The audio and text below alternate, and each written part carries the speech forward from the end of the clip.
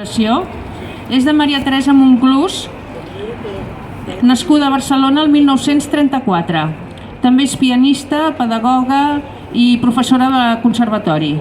La sardana que interpretaran, Visca Sant Llorenç d'Hortons, es va estrenar l'any 2014 en el aplec d'aquesta ciutat. Doncs seguidament, Visca Sant Llorenç d'Hortons, de Maria Teresa Monclús. Gràcies a tots per la vostra assistència i us recordem que ja estem venent els números pel sorteig que farem a la mitja part.